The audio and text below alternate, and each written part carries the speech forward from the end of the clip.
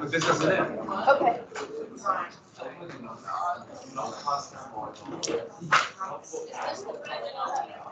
It should say review list independence on top. I don't know how many left. Here, you can use one since I don't need, you can use one else. All right, and I do have a copy of this on Teams. Hey, let's go, burn in daylight. I need the microphone. Oh, they got the little pocket. I don't have a pocket to put in there.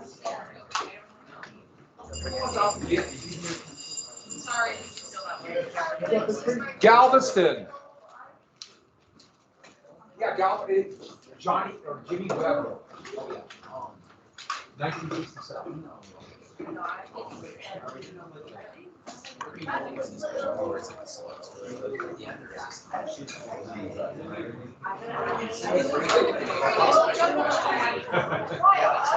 There won't be on this one. No drawing, no slugs. We'll talk Golden Liberty later. We can't totally abandon the Golden Liberty. Good, very good. I'm impressed.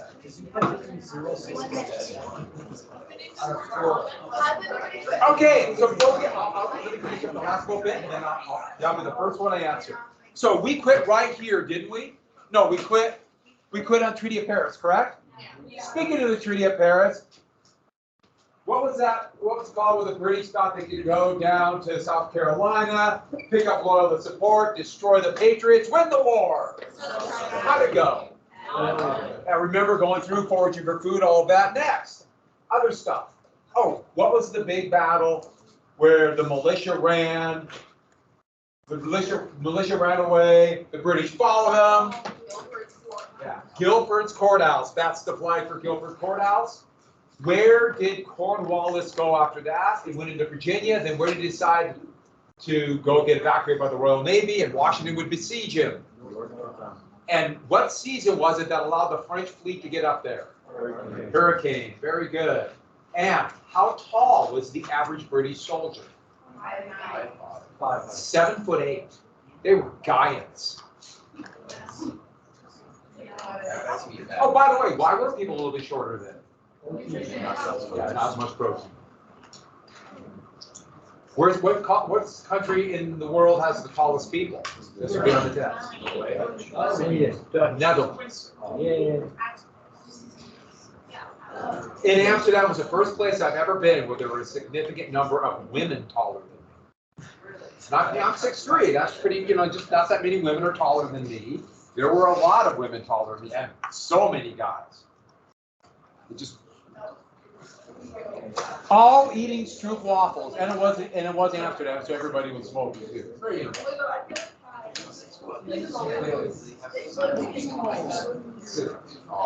Yeah, it's a very clean country except for cigarettes, which is just kind of sad. Why it is very cosmopolitan place and all that smoking. Yes. What happens in the Treaty of Paris? So we're going to finish it right here in a second. But let me get to the Newburgh conspiracy really quick. I want to get to mention Adams. So remember, Adams and Franklin were off doing the treaty. I told you that Franklin thought Adams was a loon, and so prudish and hard to talk to. And Adams thought Franklin was a moral degenerate. Yes. And did I tell you why? Okay, Franklin in his late 70s was one of the most, if not the most well-known men in the world. And so he just, everywhere he went, people wanted to be around him. So in Paris, he was the talk of the town. And this was the time when the Enlightenment was happening there, and relatively wealthy people would meet at salons and discuss great things.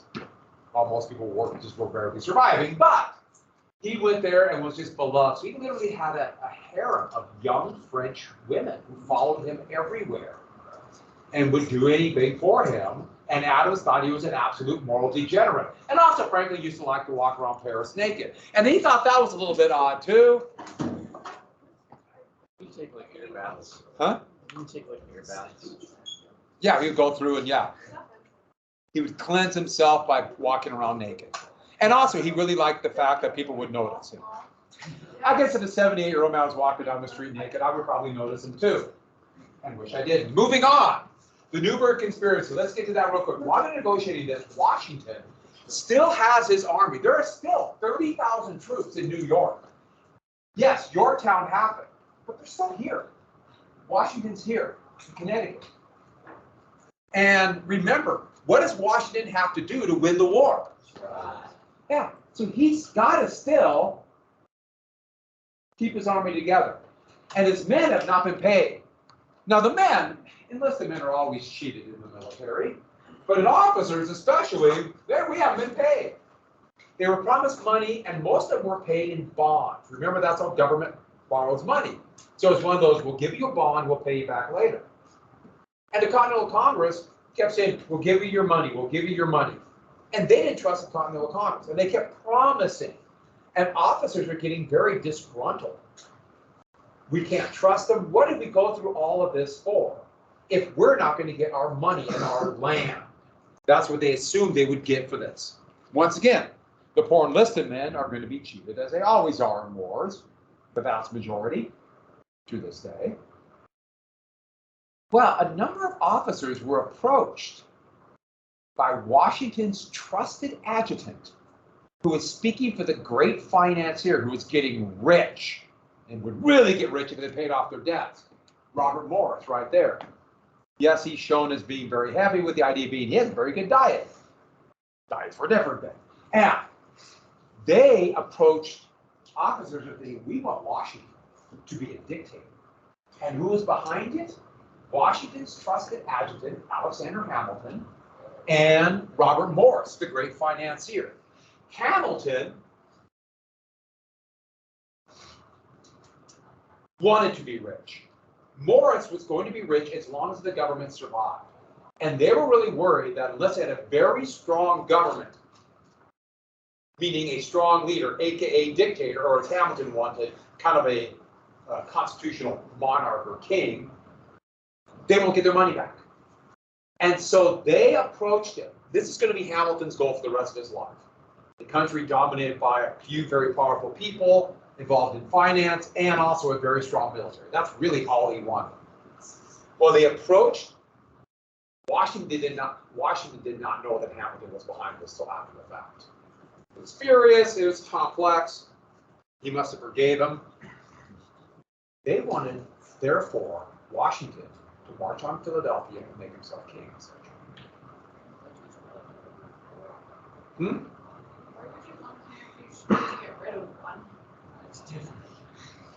Exactly. He's our dictator, not their dictator. It's different.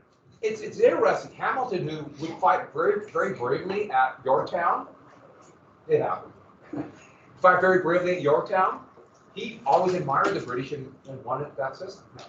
They call it George a tyrant, but then the definition of a tyrant is someone who uses military force to like force themselves into the power. Just George Washington would be doing. Yeah, it was our time. Yeah. And if this would have happened, I don't think the army could have survived. If they would have found out that their officers were going to overthrow the government for their own personal gain, they would have said, the hell with them. The men would have left. Washington would have lost his army. They were just meeting in Paris. There was no treaty. The British still had those men. If that army fell apart, the British could still win. And so these two were risking the entire country for personal gain. And that fits very well with both of them. And so with that, Washington realized he must stop this. So Newburgh, Connecticut, east of New York City, in basically a meeting hall. So imagine a place where they would have town meetings, local town meetings, but also church, have pews and tables and chairs set up. All the officers of the Continental Army met there, or most of them. And Washington realized I have to talk to them to defuse this situation. So they all met there, they're all talking, and they're grumbling and they're getting angry. And we are going to march on Philadelphia. We're going to make Washington march on Philadelphia. Hamilton's in the back. But Washington went there, and Washington realized he must give a talk and talk them down. And so this is actually a copy of the speech he made. And the speech laid out basically another one of these, Congress has promised you the money. And you can imagine the point of view once the men heard that. blah, blah, blah.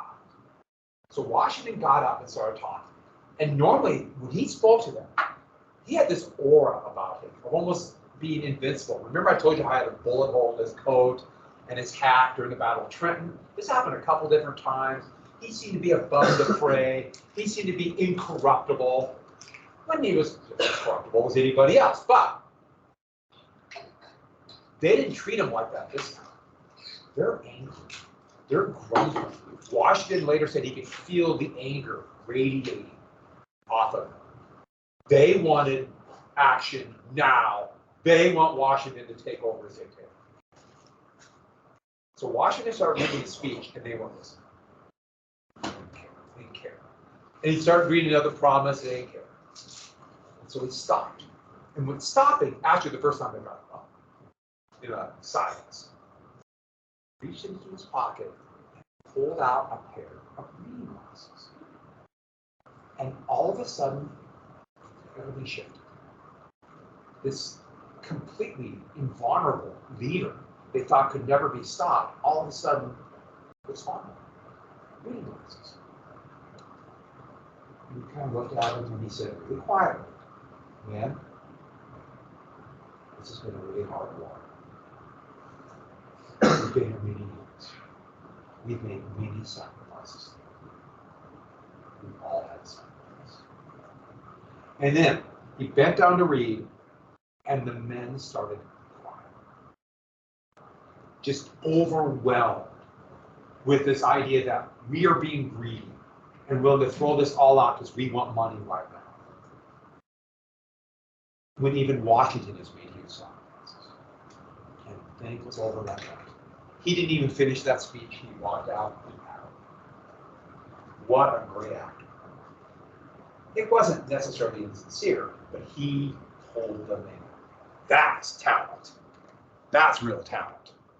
And then Washington, when the treaty was signed, oh, this is a picture of the men crying at the end. I like that one. Hamilton and Morris's coup failed, and he gave up power. Just like his hero Cincinnatus, the senator from the Roman kingdom before the Roman Empire, who was given the power as a dictator to end the crisis of the Greek invasion and gave up power. Washington gave up power. Washington, flawed as many people are, this was a great moment. The army stayed together and allowed for that treaty. So let's do the treaty right now. Finally, the treaty would be ratified. I should add, the U.S. negotiated in secret. The French and the Dutch are like, we don't care. We're tall. Yeah, the U.S. being independent. Now, what's independent? Yeah, we'll discuss that later. Next, the United States would be east of the Mississippi River. Remember, George Rogers Clark gave them that claim. And Canada to Florida. All that in between. Florida went back to the Spanish. Remember, they lost it in 1763. Next, the British were really worried about the Loyalists. So they agreed. The Loyalists would be protected, so there wouldn't be retributions, and would be compensated for any property that was taken. Because all over the colonies, Loyalists lost their land. Especially when the Green marched back through after Cornwallis. And they were really worried about Loyalists in New York, where the British were still occupying. What's going to happen to them?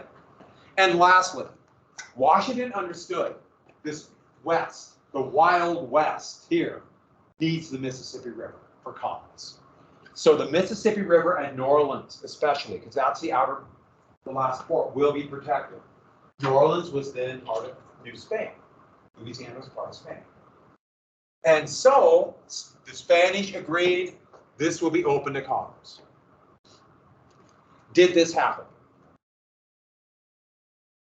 The U.S. was kind of independent, but the British never left these forts around the Great Lakes. They didn't really leave 100%. The British really never totally accepted that. Were the Loyalists protected?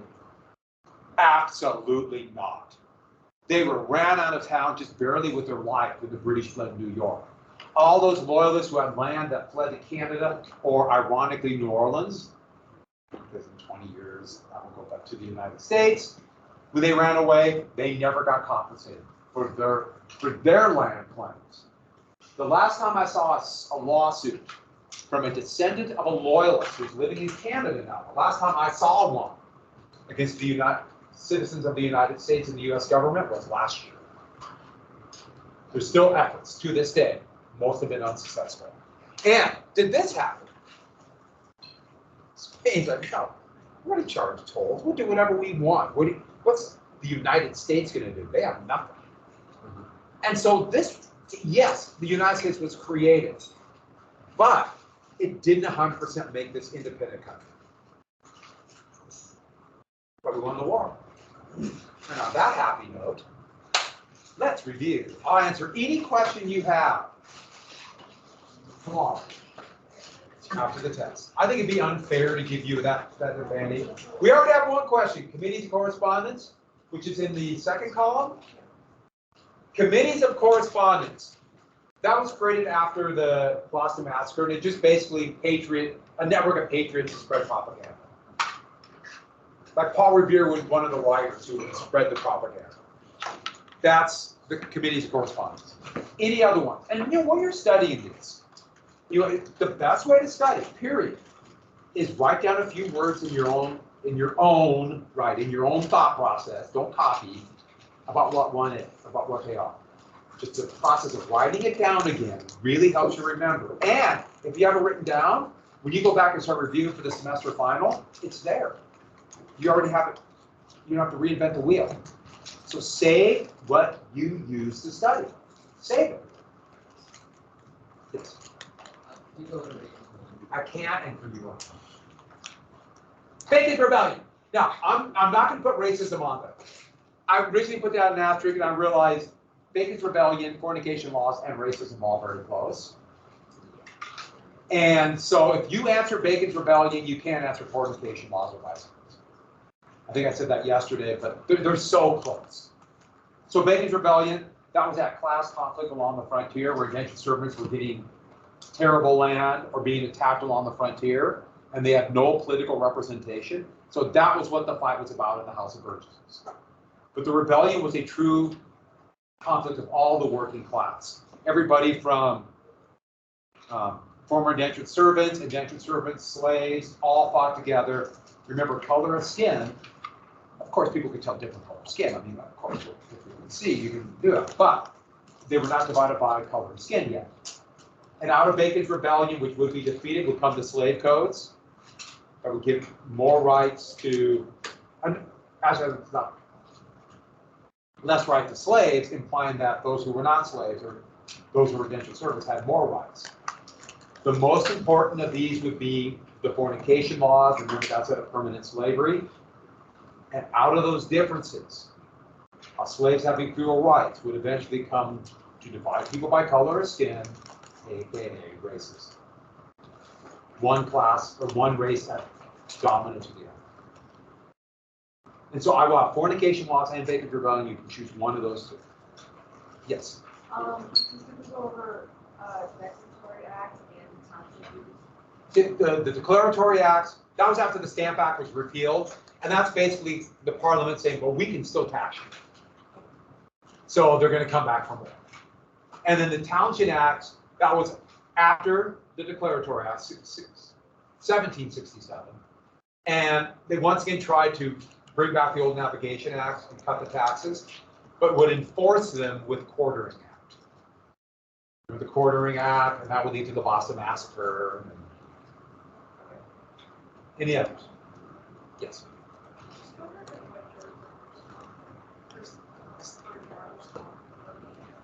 He was the guy who had command of the, they called them Rangers, but George Rogers Clark would go along the Ohio River and give the United States a claim to the Ohio and Mississippi River, and in the process basically attack American Indian tribes, claiming that they're helping the British. Give the U.S. to the claim, and then under Washington's administration they were conquered. Any others? Any others? Yes. Yeah, that's a good question. No, part of it, I want to tell you so you get an idea of the scope of the wars, and also to tell you the story of Jenkins here and Queen Anne and stuff like that. But the big thing just to know is that there are these imperial wars are also fought in the Americas, and the most important would be the French and Indian. And that would be Treaty of Paris, 63, Battle of Quebec, Washington, at Port Necessity. I think I asked, those are my choices on multiple choice. Any others? Any others? Yes. Siege of Boston. And so that's what happened after Lexington and Concord, where General Howe was trapped in Boston, surrounded by militia, and essentially stalemate. With the British weren't strong enough, as proven by the Battle of Bunker Hill. And that would not be resolved until Benedict Arnold sent the cannon from Ticonderoga.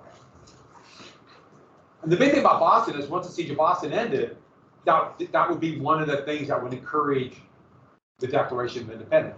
The British have fled. Remember, the British fled, Lord Dunmore in that proclamation, and the King's proclamation saying you're all going to be disemboweled, which is relatively unpleasant. Relatively, I mean, you know, yes. Mm-hmm. No multiples. No multiples. Some are A through D, some are 1 extra 55, 4 choices and 5 choices. No, the quizzes are, like I told you, the quizzes are, reading quizzes are meant to be very easy. As long as you read it, I want you to do really well on those. And just to review, the test is a lot harder. Is that someone else's hand up? Yeah. Just know that it was a stalemate that didn't even besiege Boston. I know I told a few more stories, but that's part, For Bunker Hill. Just that would show that the siege of Boston could not be broken in a stalemate. And the war is going to be a lot longer than people thought. The only commanders you're going to need to know, I will mention like a couple of choices like Cornwallis, that, he's mentioned, like Nathaniel Greene in the South and Washington. And that's a point, like there's so many things, I have to obviously narrow it down and try to get to the most important ones. And that's why part of the reason I give you the list. And part of what I do is, also I want to tell the stories, and I think there's some pretty good stories, but we can't have them all on the test either. Even though the stories are always a good thing to ask a bonus question. Any of yes? Southern versus northern. So that's the divide between southern and northern colonies. So that's northern colonies of New England and Mid-Atlantic. Remember, I went through the economy, and they're much more diversified. So they had everything from the more merchants and then small farmers and logging and rum production. So a more diversified economy. Where in the southern economy, yes, there were a lot of small farmers, but it was plantation agriculture, especially tobacco production, and slaves. And the big thing about that would be, or the two big things, northern and southern economies were allowed to develop because of, you guys remember what it was called when the British ignored mercantilism? Oh, salutary. Yeah, salutary neglect. So they could form these unique economic systems. And then after the war, more immigrants would go north because of more diversification. Any other questions? What years was Southern? Say it again. Like, when did the kind of have the divide between Southern? You really start, you see it almost right away. So right in once, because of the terrain and the environment of the South. Because right away in the South, right after 1613, it's more plantation agriculture, it's different terrain and more rain and warm. So they could grow tobacco with the broad plains that encouraged the big plantations. Or in the north, it's more mountainous, so it's very fertile soil, but it just, those small valleys not good for plantation agriculture. So the divide's going to happen almost immediately. But one thing to remember, all the colonies were pretty separate. People from Massachusetts had no idea what was going on in Virginia, let alone South Carolina. They really did feel divided. So you see this divide was just happening almost naturally too, because it's just so hard to communicate. And then all of a sudden they push these people together and snap back Congress and things like that. Oh, yeah. Salutary neglect, that's because of the distance and the fact that Britain was at war all the time with France. They couldn't enforce the navigation acts, mercantilism. And mercantilism will be a choice I didn't put an asterisk there, but I decided to make that a choice. I'm telling you, mercantilism will be a choice. Tea Act will be one of the choices, or Tea Party. You know, they go together. And Second Continental Congress will be a choice. Remember, that's one that did everything from appoint Washington as commander all the way to Declaration of Independence and create the first government, the Articles, and sign the treaty. That's the government. And the last one, Southern Strategy. I want you, because that's such a big deal. I don't know why I didn't put an asterisk there. I didn't put the Treaty of Paris as one of your sure ideas. It'll be mentioned in the question. Everything. Anything else? John Locke, all enlightenment and rights. And the big thing about the rights are John Locke is going to be crucial for the Declaration of Independence. John Locke was the one who wrote life, liberty, and property, which Jefferson would still, nothing wrong with this, nothing wrong with not to reinvent the wheel, but take life, liberty, and pursuit of happiness. And it was John Locke's idea of the social contract. Governments are there to preserve rights. If governments infringe on those rights, change the government. So that's what we need to know about Locke. When you get to, I know, like, if you take AP government, you gotta learn more Locke, you gotta read more Locke, which makes sense. And I know Mr. Zarnowski, he teaches philosophy. I know they read a little bit of Locke. Yeah. Now Locke, I mean, Locke's interesting. He's what? Oh, but who isn't? Out there. We all good. Yes. Yes. Any other questions? Yes. Yorktown? Yeah, that's the last major battle of the Revolutionary War. And the things we need to know about is the French fleet, because of hurricane season, could blockade them. So Cornwallis surrendered there. Washington made the big gamble and they surrendered. And that would be it. The British realized we're not going to win this war. Remember, the British would eventually realize it's not worth it. Guilford Courthouse might have been that bad. But then Yorktown happened, so we know Yorktown was it. But if I was gambling, once Guilford Courthouse happened, British would know. It's just too many men being lost. Yeah. Abigail Adams is on the list, but Abigail is on the list, and just how her reminding her husband about remembering the lady. So this idea that they knew that not everybody was included in the Declaration of Independence. It's not like they didn't know any better. Oh, they knew. One of the authors knew quite well. They all knew. Did they care? A little bit. But they didn't want to divide the colonies. Any others? Anything else? Yes. That was the battle I talked about yesterday. Guilford Courthouse. Nathaniel Greene was the officer who put in command of the South after the Battle of Camden. And Greene just retreated and kind of sucked Cornwallis into a trap and was able to inflict such horrible casualties on the British at Guilford Courthouse that would force them to abandon the Southern strategy, proving the Southern strategy failed. We will go into more detail about that one, but we got to pick and choose those battles. And really, there's 4 battles that are the most crucial. Election and Concord, that's really not a battle. Bunker Hill kind of fits in with the siege of Yorktown, but we have Trenton, Princeton, Saratoga, Guilford Courthouse. There's a lot more battles. Obviously, I didn't cover everything. About what? Oh, the about Tories is another name for loyalists. Whigs are another name for patriots. That's it. Yeah, that's it. And I have no idea why I put Tories and Whigs on the list and not loyalists. And just so you know, loyalists were those who supported the king. Yeah. I have no idea why. I was typing it and I did that. Yeah. Nope, if it's not on that review list, you don't have to know. So some are obviously duplicated. So I narrowed it down. There's a lot of stuff. And then I decide, let Mac decide which ones I want to. Yeah. I think 25. Hmm? Say it again. Oh yeah, we'll be done then. Now here's the deal. If you're writing your short IDs, you need a few more minutes. We'll figure something out. If you don't. Yeah.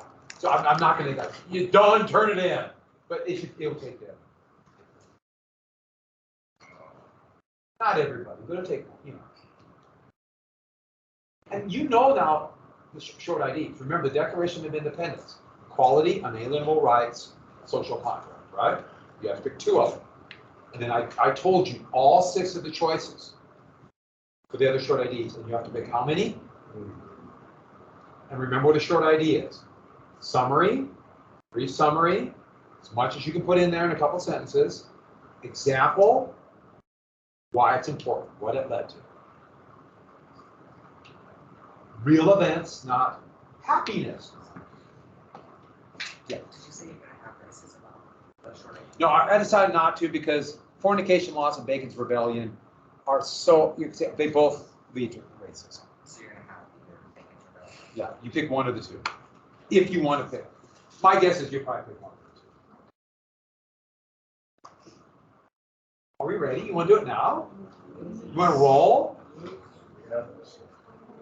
said we're gonna have mercantilism. Hmm? We're gonna have mercantilism. Yeah, mercantilism will be a choice. I think. Yeah. And the big thing, I was trying to decide how to do this. So mercantilism will be a choice. Dom, are you ready for the test now? Are you paying attention? You have your list out. Oh, that's handy. You know, good thing I'm not the one who has to take the test. I don't know if you know that. I don't have to take it. And I think I do pretty well on it, especially because I wrote the test.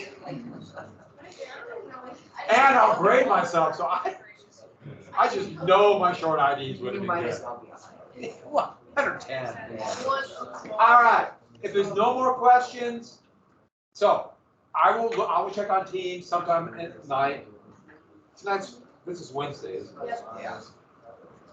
Yeah, so I'll check sometime around like 8:30 or something. If you have a question, I will check a couple times and I'll answer on Teams, okay? If it's something you think of, I'll answer it. It won't be, you know, I'm not gonna look after 9. Just so that you know. I know all of you probably go to bed by 7. But I'll check one time, I'll check a couple times. If you have any questions, and also same deal if you want to quick ask in the morning, but I probably won't check in the morning until like 7:45 or something. But I promise I'll check. Do you have like any ideas that you find to be helpful for reviewing, like any creators you might see? No. I mean, some are fine. I've looked at some are fine, but I don't see anything. You know, most of them are pretty, you know, the little ones are like 15 years old. And they're not bad. And some,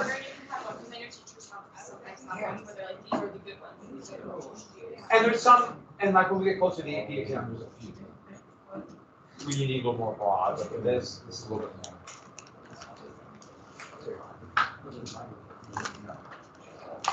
All right, we're starting the next unit. Tonight, oh, let me ask a couple questions real quick. Couple questions. First off, these are the top ones. Are you ready? Who are the people who, don't look at your list, look at me. Who are the people who enforced the boycott of the Stamp Act? Very good. Who's the leader of the Stamp Act? Sam Adams. Very good. I'm still here. It's so much easier reading this one. Okay, so do you remember the war that was caused by the fur trade in central Massachusetts? Horrifically bloody war.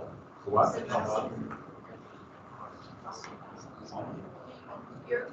There's a King Philip's War, yeah? King Philip's War. I know we have a lot of wars, so let's just say King Philip's War was directly because of the fur trade. That's why I asked that. Oh, don't look. What treaty ended the French and Indian War? Paris 73. 63, I mean. What were the laws passed after the Tea Acts? Two different things. Intolerable or coercive acts? I heard them both. Intolerable or coercive. The British called them the coercive, which literally means punish. The colonists called them intolerable. Who's the main author of the Declaration of Independence? Yeah. What city fell after the Declaration was signed that led to that dark time? New York. New York. And remember, that was the miracle, Kip's Bay, where Washington saved his army. Yeah. Oh, who wrote Common Sense and the American Crisis? Thomas Paine. Paine. I like Paine a lot. What was Ben Franklin's idea to unify the colonies? Maybe something for Yeah, I heard Albany Congress. I heard someone say that. What battles proved to the, at least the Continentals, that they could fight, and they're in the fight? Trenton and Princeton, yeah. What battle brought the French into the war? the Saratoga. What was the attack? Don't look at your list. What was the attack by a coalition of the tribes here? Fearful of the colonists taking the land in 1763. I heard Pontiac's Rebellion. And what said no settlement west of the Appalachian Mountains? Proclamation of 2021. Yes. 1763. These are all from the list. I think you guys are ready. You want to just do it right now? You want to do it? You want to do it? Just get it over. I have a feeling of that too. You guys are going to do great. I want everyone to do very well on the test.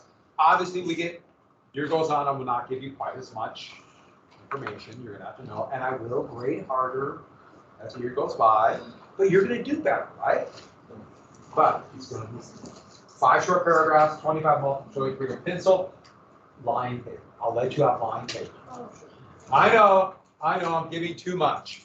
All right, let's start the next unit. Are we ready? I roll.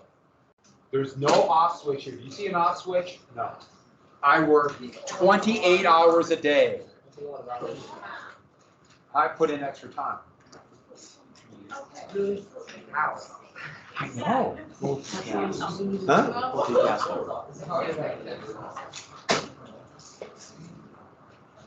Don't quit. This next unit, the founding of the Republic. Years, approximately 1783 to 2021. 1783 to 1820. So, this is the creation of the country, the Federalist Era, the growth of political parties. Jefferson, Louisiana, more wars. And finish with the era of good feelings that really weren't so good feeling-wise. That makes sense? Weren't so good feeling-wise. Okay. Oh, and an essay. An in-class essay test is coming up too. Here, let me do it for you. Yay! Federalist Era. The 1790s. We're kind of the creation of the country. It's a good thing to do an essay on. All right. So we're starting first with the Articles of the first form of government. Yeah. What were the years again? 1783 to 1820. Approximately. You know, the Industrial Revolution really begins at 1812, but it's in the next year. So, post-war United States. Just a few things really quick about the post-war. So the United States, the 13 now states, whatever that means. And one of the things about it, no more kings, republicanism, government by representation. Every state had a Republican form of government. Now, do not think Democratic Republic. That didn't quite exist everywhere, and everyone had different ideas. There were a lot of people, especially the elite, who did not want democracy at all. They all feared the tyranny, that strong central government. And therefore, I know it didn't work as well as I thought, but more power to the states. They feared, remember the Tea Act. The Tea Act gave the East India Company that monopoly. And that's what they feared the most.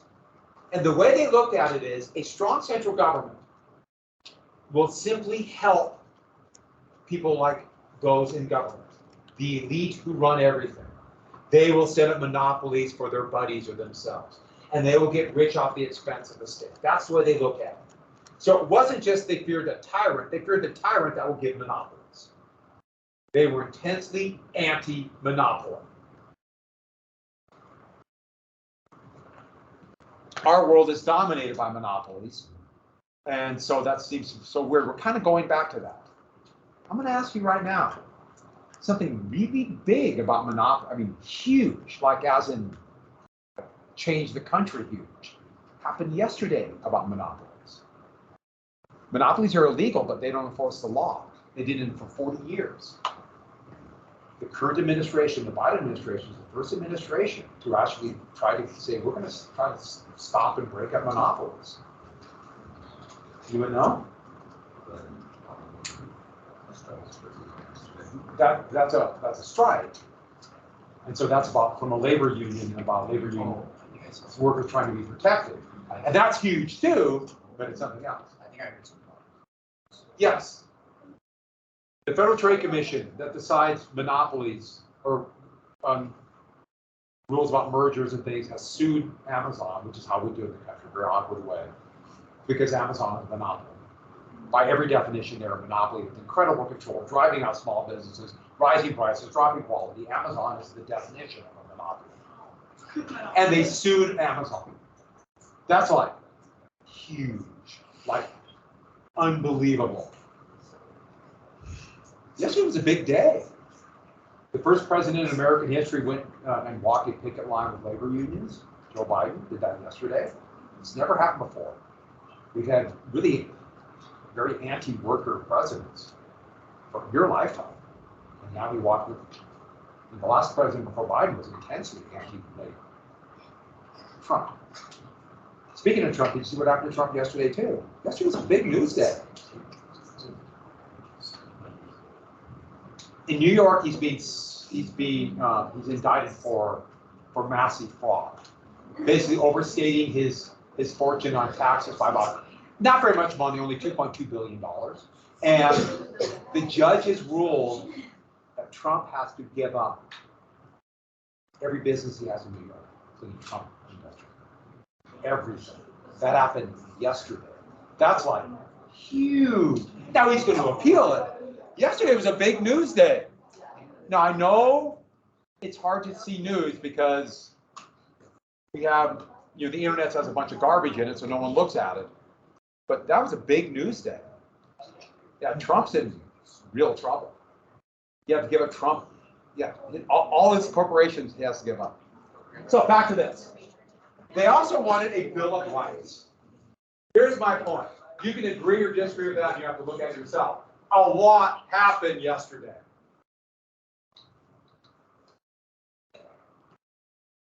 Oh, and the government's going to shut down in 2 days. Oh, you had that? I was telling her about the stock market. Huh? I was telling her about the stock market. The stock market. Stock market's in. But everything went down because they're worried about the government shutdown. The government shutdown could Saturday. A small group of Republicans in the House of Representatives refused to pass a budget, including our member of the House, not Rosenberg. Yeah. Well, most government employees wouldn't be paid. Most government functions wouldn't happen. And the big thing is, part of the value of the money and bonds are based upon the trust in the government. And it looks more and more like if the government can't function, that means, right.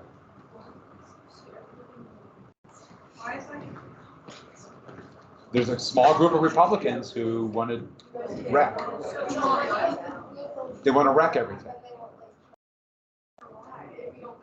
They're ultra conservative. All right, back to this. Every state had a Bill of Rights. This is one of the problems we have. There's a lot of stuff going on. This is a history class. I'm going to give you background to it, and so many things you can relate to today. But also, we don't have time to go over everything. And this is not a current events class. We don't have a current events class.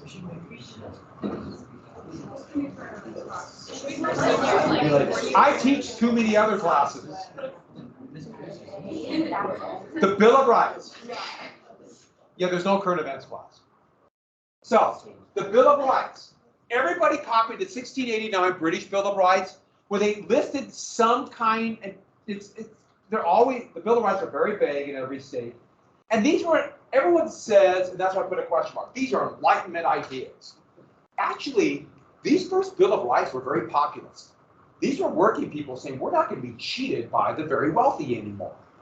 And this was a real cry of early United States. We're tired of being cheated. Never again. I should add, those people will be crushed, AKA the Constitution. That's coming. Next, a horrible economic depression. The value of money was going nowhere. The value of money was dropping. If you don't know what a dollar is worth today, you can't plan for tomorrow. So there's no long-term planning. There were no banks anywhere in the United States.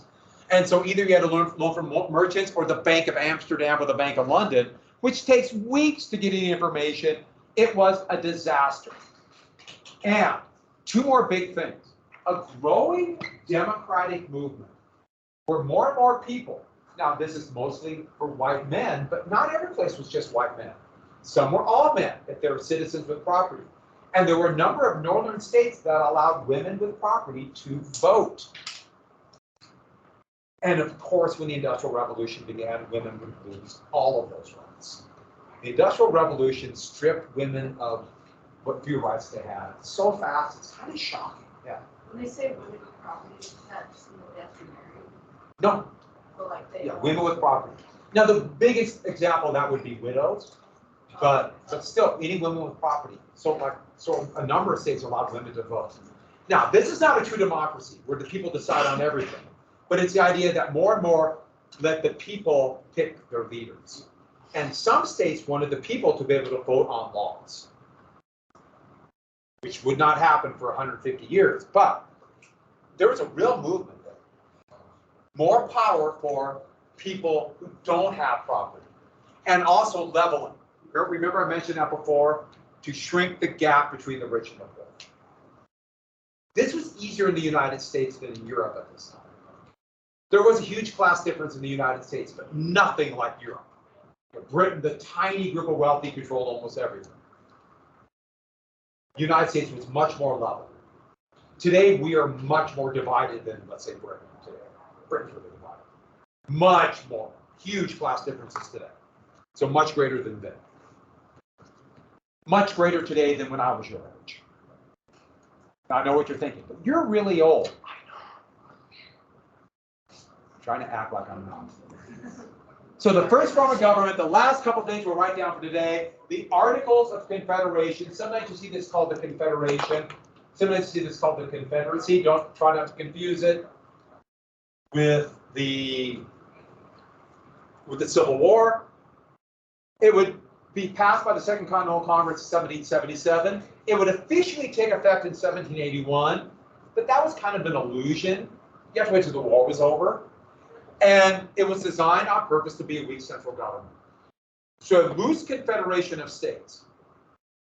It did not mean that a state then could be part of the confederation and then say, I'm not going to be part of it today, I'm going to leave.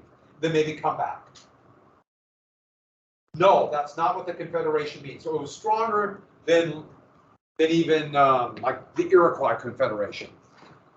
But it was still not clear about what power the states had in the central government.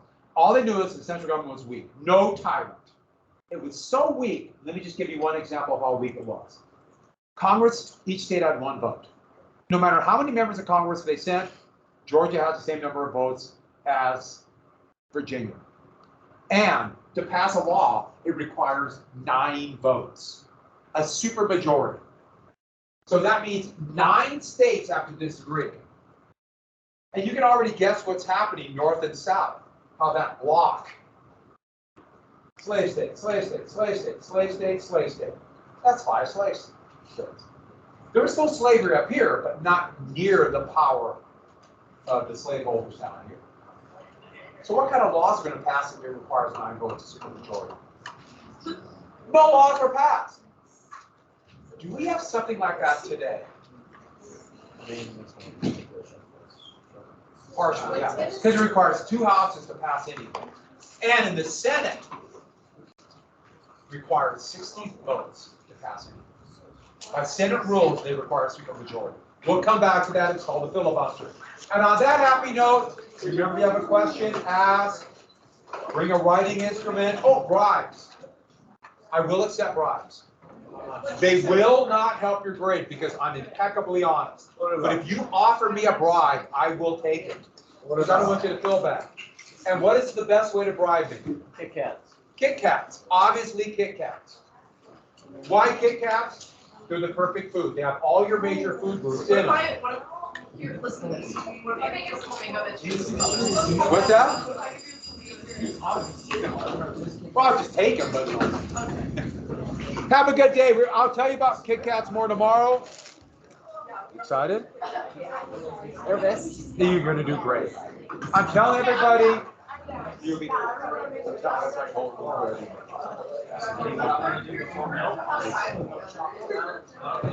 okay to take it. Yeah.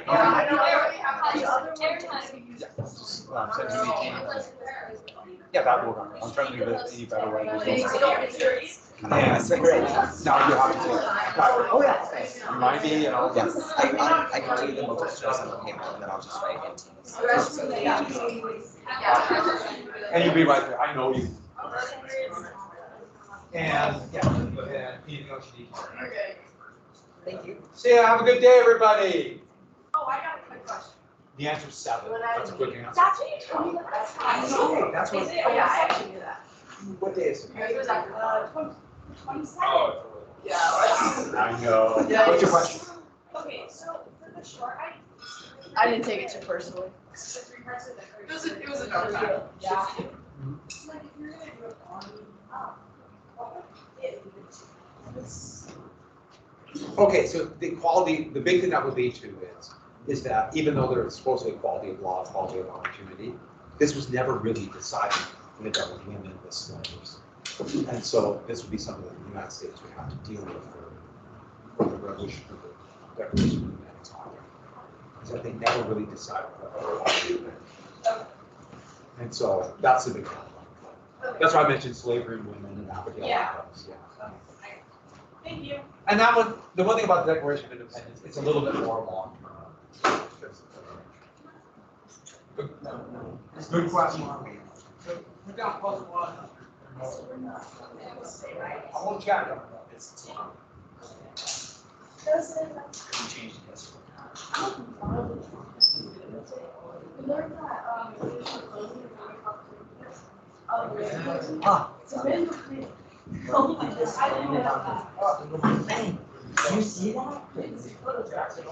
You see that? Made it. Oh.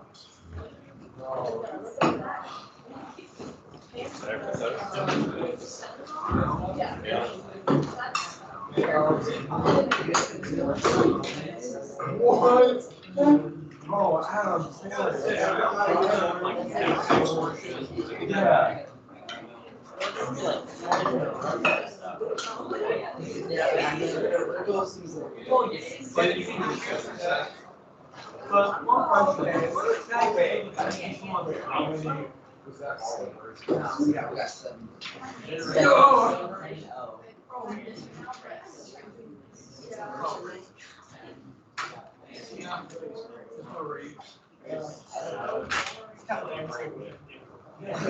I don't really wonder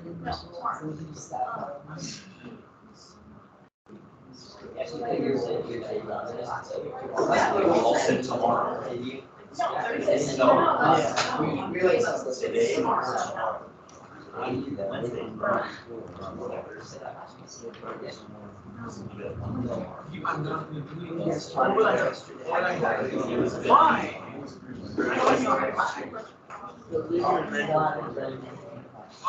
Oh, shoot.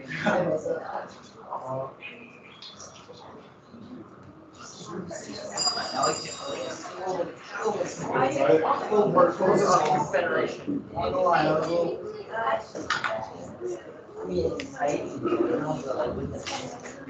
I feel like it's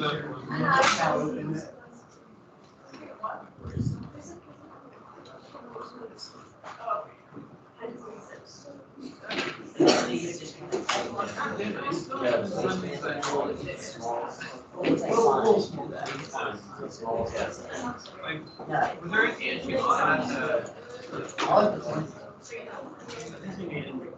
Need to be in there to get. Get in there and get to work. So we were gonna have the test today, but I decided not to. We saved everybody, or unless you want, we can vote. Vote to what? Have a test today. But not on what we talked about, let's just do a random test. Oh, I'll just ask you questions off the top of my head. Live topics. Huh? Random topics. If anything that's on top of my head, so you gotta do it. I'm thinking. We should do it. So you have all kinds of stuff. So let's be like practice, like will it be related to the test or will it be unrelated? Some might be related. It might be. It might also I'm be- thinking about a lot of things right now. Like classes. Like, for example, I just watched part of the Utah Jazz Chicago Bulls NBA Finals in 1995. So I'll ask you a few questions about that final series. It's a good series, but the Bulls won. Yes? So, I forgot to say this. We only need to do this for the AP test, right? Is there any- You have to do it for the AP. Yes. Yes, but is there anything else that is with the AP like right now? Nothing right now, no. You have to give me money. But that doesn't do the AP. Oh, no, I don't want money. I'll tell you what I want inside. Yeah. You do not have money. I would recommend taking it. And it is a lot of work, it's all that kind of stuff. I would recommend taking it, but no, you get the AP credit, you get that would be kind of awful.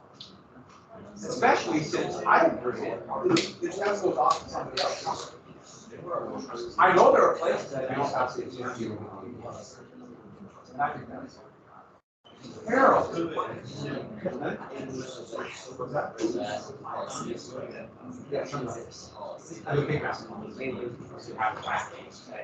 This AP, that's our honors class. No, it's the honors class for. And so, of course, when anybody wants to attend, and I recommend taking it.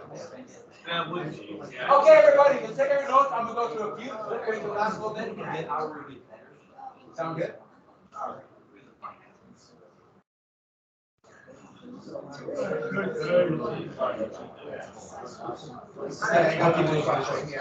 And then when I review, I'll even narrow it down a little bit more. And I want everyone to do really well in this speech. I think that's what I want to tell you. And then the last test, I'm just going to say good luck. I'm not even going to tell you. I'm just going to say you have to know everything. That would be cruel, wouldn't it? But that's the price you pay. You know what is cool? The different forms of torture that we're doing. You will get extra credit if you do the British torture,